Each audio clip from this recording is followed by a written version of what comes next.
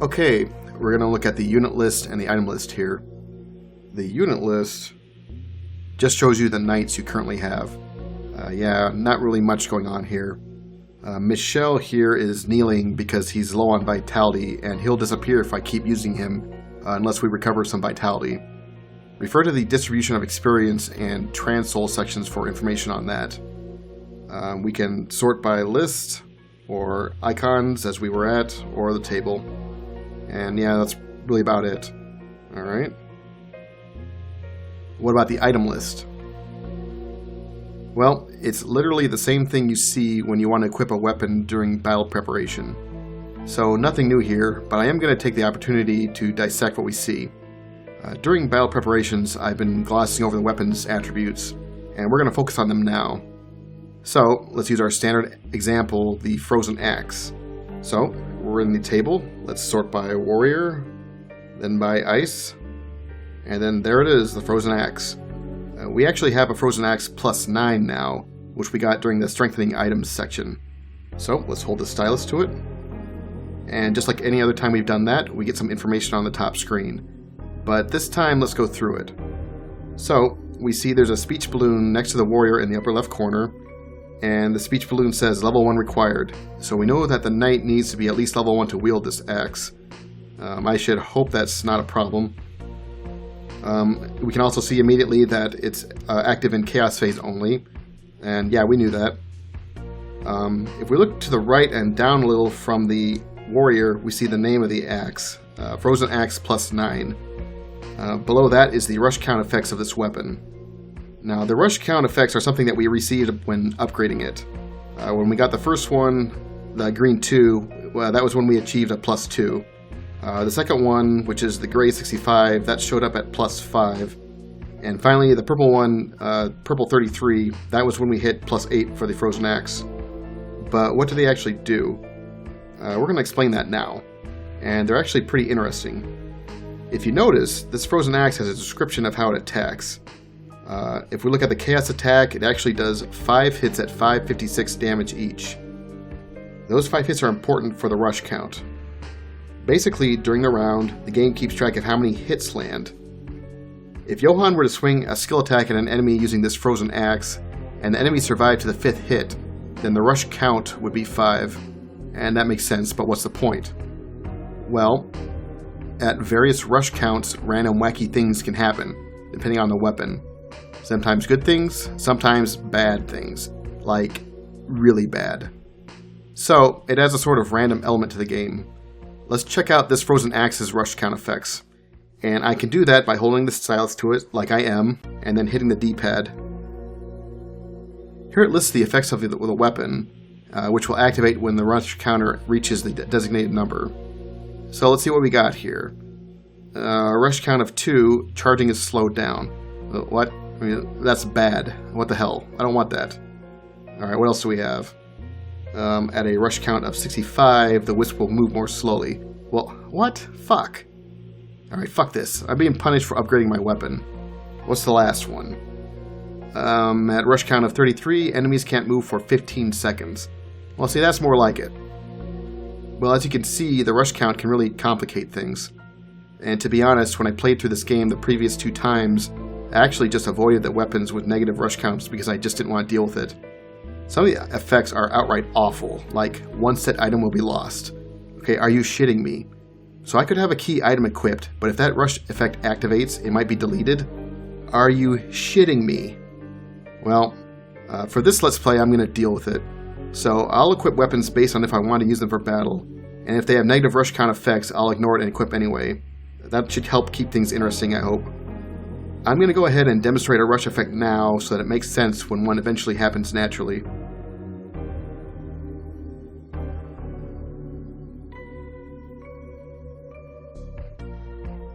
Okay, here we are on a typical battle preparation screen. This is actually the preparation for Scene 5, so here's a little preview. Look at all these objects on the field I gotta deal with. That's okay though, we'll cover that stuff when we get to this scene's video. For now, let's take a look at the rush count effect.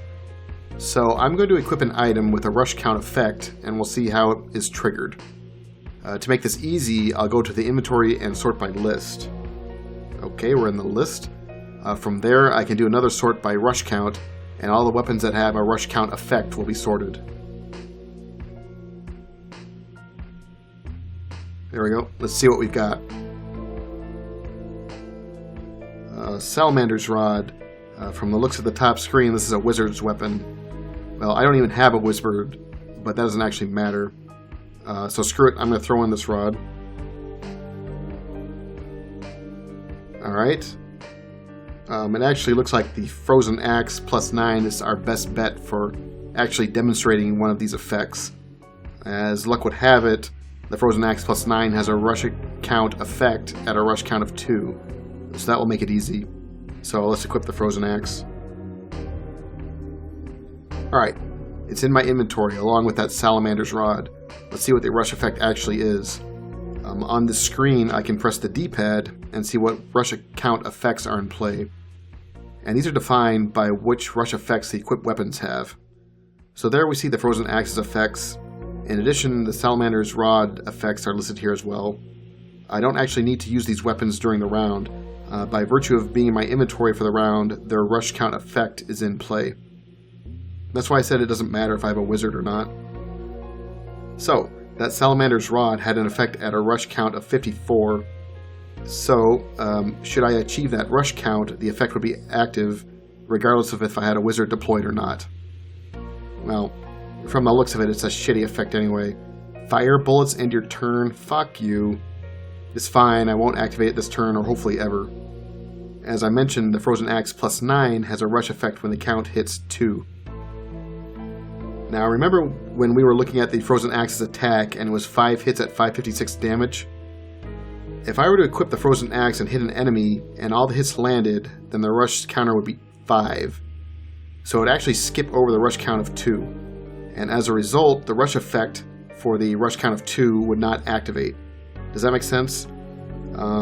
If you look during the gameplay at the upper left corner, the rush count would be in that corner there, and it would count to 5 quickly.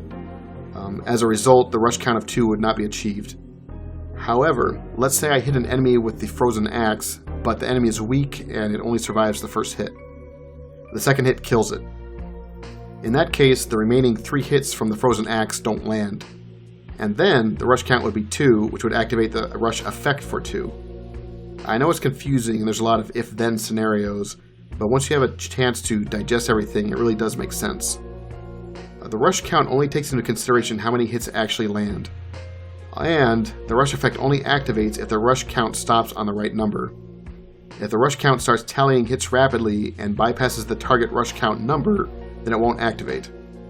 I'm going to be honest, I don't feel like I'm explaining this very well, so I'm going to have to make an example. Hopefully that will be pretty quick and easy to do. First, I'll get a rush count of 2. And what will happen with a rush count of 2? Let's see. At 2, charging is slowed down. Wow, great, thanks. I'll throw on the Frozen Axe +1 to demonstrate.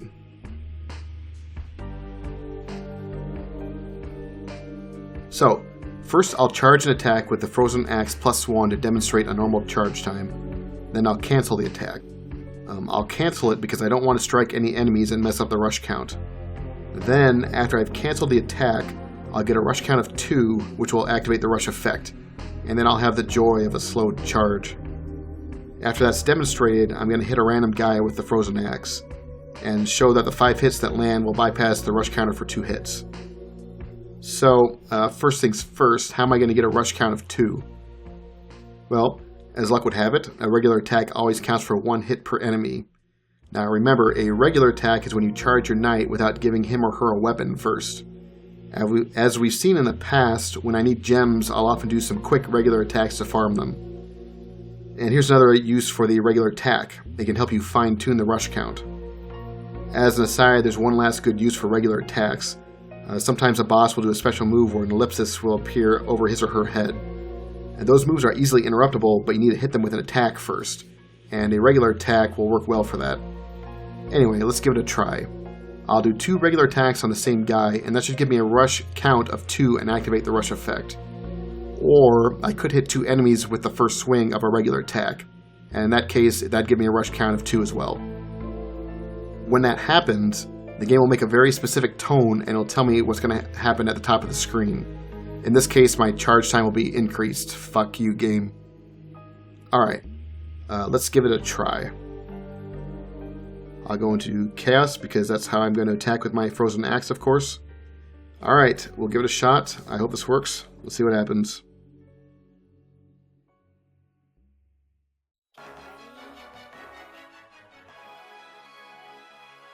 Alright, let's do a plain charge now just to demonstrate. Alright, charged up. Not so bad. Cancel that. Now to get my rush count to where I want it. The blob's out of range. Get over here, buddy. Alright, I hit him once with my regular attack, and now I have a rush count of 1 up there. Woo! Let's hit him again. When I land this blow, there'll be a very distinct noise. 2. And there's the noise. Half charge speed. Alright, let's see how bad it is. Oh my god. Oh my god. Holy shit. Alright. Well, that was a rush account. Or excuse me, rush effect. How fun is that? Sometimes the effect varies. It could be 10 seconds, or it can be the end of the round, or it could be a single use thing. Anyway, that sucked balls. I'm going to end this round real quick.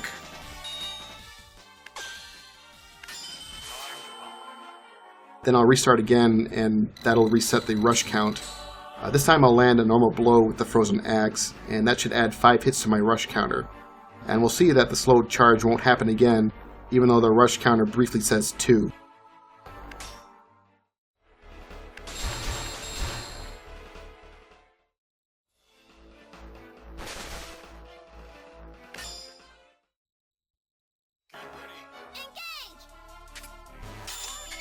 A normal size charge, and I hit him. That actually went to 8 because this enemy here got in the crossfire as well, and so a little of the splash damage hit him. But I jumped right over 2, and so therefore it didn't have a chance to actually activate, and so I didn't have to deal with the slow charge time. Alright, that was an explanation of the rush count system. Be looking for them to happen in future videos. If you hear that distinct sound, glance up at the top of the screen to see what the effect is.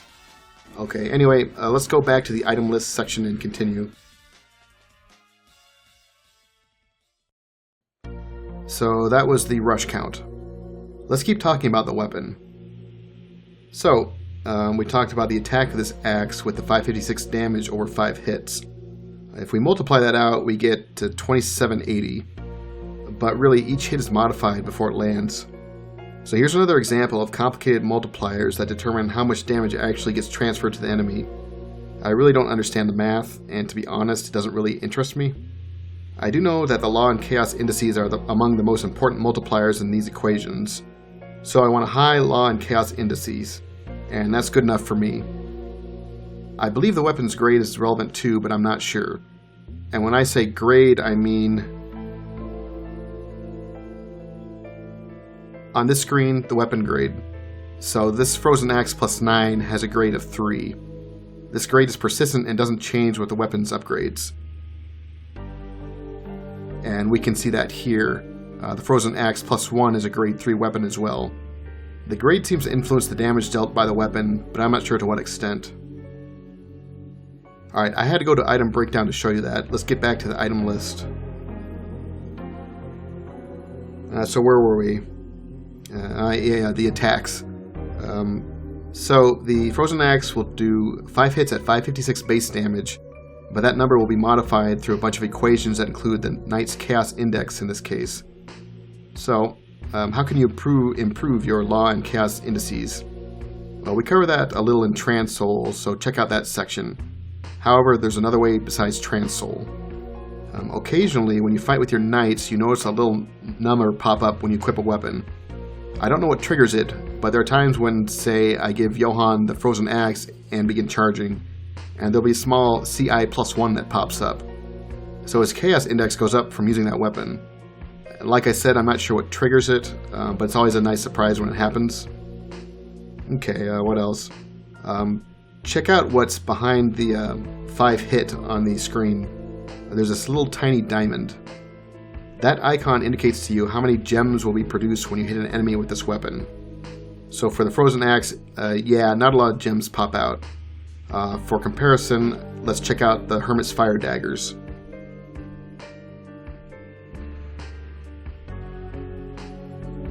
So we've sorted by Hermit, then Fire. Alright, Searing Edges. Check out the icon on that weapon after the 10 hit. There's a bigger diamond and it's surrounded by shinies.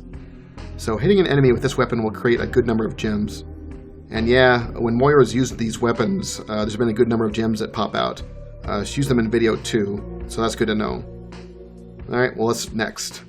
Let's go back to Frozen Axe. It's our model here.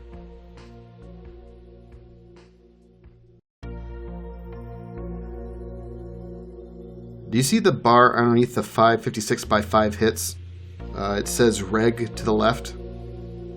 This is an indicator of how much permanent damage the weapon does to an enemy, and how much recoverable damage it does.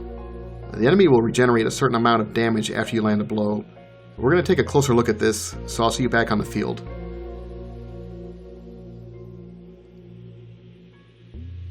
Alright, time to cover enemy regeneration. In a prior video, I hit a guy, and he survived. So at that point, I ended the round and began another. And just like any other time between rounds, we now have monster slots. So we're going to pick that same guy again. And there's his health bar. It's the yellow one in the last column, second from the top. You can tell he's missing some health, and we're going to drag him back into battle. If I can get him in fucking monster slots.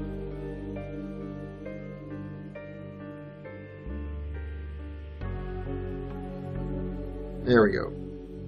As for the others, I don't care. You and you. Alright, we're at the battle preparation screen here. Let's take a closer look at that guy's health bar. If you can actually check it out, it's split into 3 sections here. From left to right, we have a yellow section, a darkened yellow section, and then a black section. This is telling us just how bad we messed that guy up from that attack. The black section is permanent damage, so that's health that's gone forever. So we cut off his arm or something. The darkened yellow is an injury, so we gave him a flesh wound or something. That section of his health bar can regenerate. So, if we touch the stylus to him and look at the top screen, he effectively has 910 HP right now, but it looks as though he could recover up to, gosh, I don't know, 2200, something like that, if we gave him enough time. This regeneration happens during a round and also between rounds. So if I hurt him, then I ended the round, and during monster slots I didn't pick him, so in that case I'm giving him a round off to rest. He'll recover some more of that health. So, we have to contend with the enemies healing from our attacks. And different enemies will recover at different rates, and I'm sure the game's difficulty will play a role as well. Don't forget we're playing on normal difficulty right now. Anyway, enemy regeneration is just something you have to deal with, but we can get a little more information on it. Let's take a look at our weapons. So, let's check out the old Frozen Axe again. If I hold the stylus to it, we get the same top screen we've been looking at. But remember that reg bar?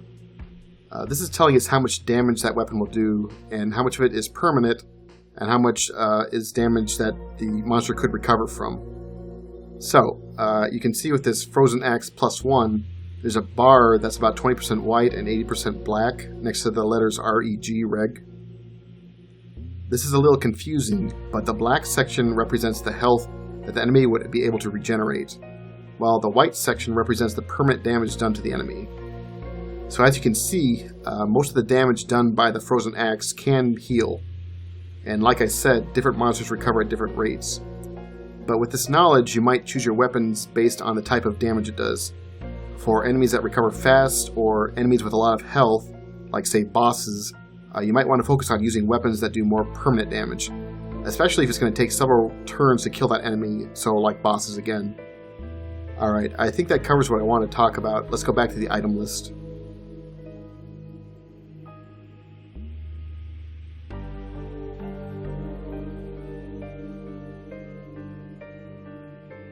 hopefully that makes sense. Moving on, we see to the left of the reg bar a tiny little vit and a negative 0.5. This is telling me that if I attack with this axe, my knight will lose 0.5 vitality. And that makes sense. Skill attacks do cost vitality. We covered this in a little more detail in the Distribute Experience section, so check it out. Okay, we're nearly through everything. Let's look to the far right underneath the little warrior doing the move. There's a little text that says height with a -1 and a +2. This is telling me that the elevation differences that the weapon will work in relative to the knight's location. This can be pretty important, but we will wait until the next scene to discuss it. In that scene, there's a good opportunity to demonstrate elevation. And finally, at the bottom of the screen, we see on this Frozen Axe +9 a power +58% to max damage. That's referencing the extra damage that the axe can administer once fully charged. Refer to the Strengthening Items section for more information on that. Alright, I think we've covered this Frozen Axe pretty good. While we're here, let's check out this Aurora Axe. I actually got this in the last video. There's a high level ice blob and I killed him. That yielded the Aurora Axe +1 for me, so let's check it out. So another batch of information.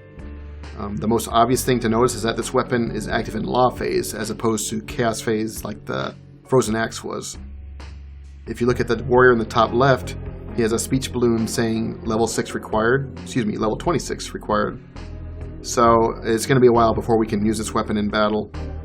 This weapon does over 1,000 damage per hit for 5 hits, so its base damage is roughly twice as strong as the Frozen Axe.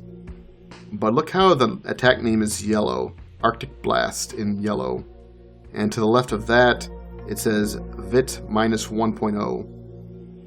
Well, this weapon can actually be overcharged. So far in gameplay we've covered regular attacks and skill attacks. This axe is capable of a third attack, the High X attack. When the time comes, we'll cover it in a video, but the take-home message right now is that this axe has a pretty decent damage potential. Alright, I think there's one last thing I wanted to show you guys. Let's take away the warrior set and sort by priestess. Then we'll sort by lightning. We have a weapon called Twinkle Stick +1. And I don't know where we picked this up. Regardless, let's check it out. So there's a lot of stuff on the screen, but the thing I want to focus on is the phase this weapon is active in. Turns out this weapon is active in both. So yeah, Priestess could use this in either Law or Chaos phase. The attack she would use would depend on the phase, but the point is she can do something in both phases. The tutorial and instruction manual make a big deal about how weapons like this are super rare. Well, I describe them more like uncommon. They turn up from time to time, and they're handy, but I don't think they're exceedingly rare. Of course, I'm playing this on normal difficulty. Maybe in harder difficulties they become less common. Anyway, I think that's all I have to say about the weapons for right now, so see you back at the setup screen.